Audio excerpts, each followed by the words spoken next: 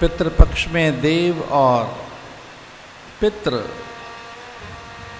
दोनों ही इस वर्षा के माध्यम से न केवल कथा की सम्मति संस्तुति प्रकट कर रहे हैं, बल्कि ये उनके आशीष और अनुग्रह ही है।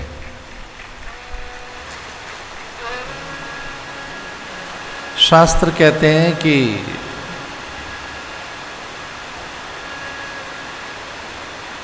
वृष्टि सर्वथा कल्याणकारी रहती है।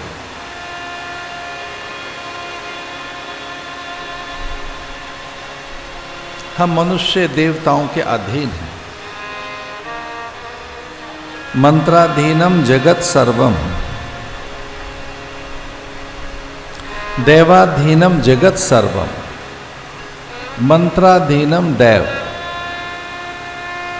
हम सभी मनुष्य देवताओं के अधीन हैं। देवाधीनम जगत सर्वम, इस जगत में जो कुछ है वह देव के अधीन है। नियंता नियति विधि व्यवस्था परमात्मा प्रकृति और उनकी कोई एक अज्ञात अद्भुत दैवीय व्यवस्था के अंतर्गत द्युलोक, पर्जन्य लोक, भूलोक और नाना लोक संचालित है।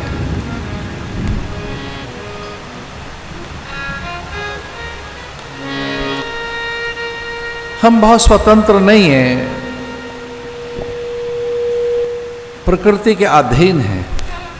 हम सभी प्राणी माया के वशीभूत हैं। संकल्प की शुद्धि, दिव्यता, पुरुषार्थ की प्रचंडता हमें इस अधीनता से मुक्त करती है।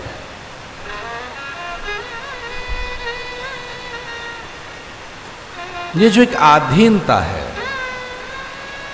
आश्रयता है, जो इतने हम परतंत्र हैं कि धरती, अंबर, अग्नि, जलवायु, निहारिका, नक्षत्र, द्युलोक, पर्जन्य और ये भूलोक के अधीन हमारा जीवन है।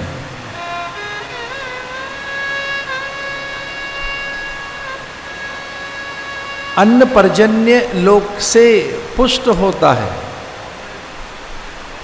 पर्जन्यों को जीवन मिलता है द्युलोक से। द्युलोक का अर्थ है सूर्य, चंद्र और अनेक नक्षत्र। वहां से प्रकाश, जीवन, ऊष्मा, ऊर्जा न आए तो पर्जन्य पैदा नहीं हो सकते। इन बादलों को केवल वनस्पति नहीं बनाती है। केवल हरितिमा एक कारण नहीं है।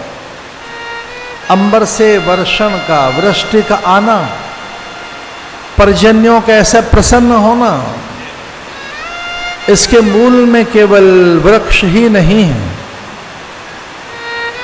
इसके मूल में केवल धरती और धरती की पुकार या धरती की प्यास या धरती से उठने वाला वाष्पीकरण,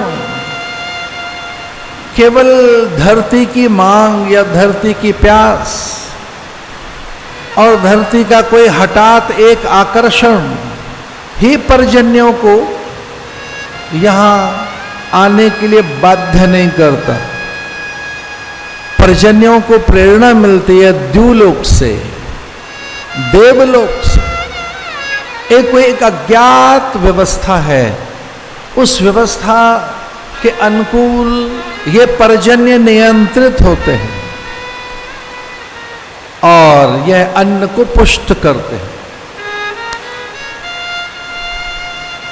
सूर्य और चंद्र की किरणों के बिना अन्न में अन्नत्व नहीं आ सकता।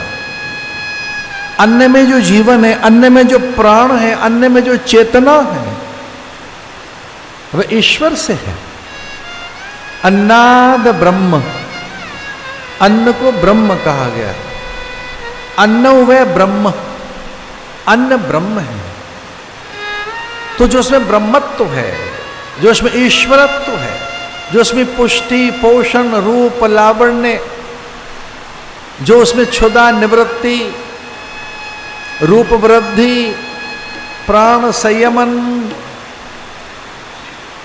और तुष्टि, पुष्टि, संतुष्टि, तृप्ति जैसे जो गुण हैं, वही ब्रह्म है। और वह द्युलोक से भी ऊपर एक अज्ञात द्रव्य द्युलोक और द्युलोक से पर्जन्यों में, पर्जन्य माने ये बादल और ये वृष्टि, पर्जन्य लोक और वहां से भूलोक, ये धरती।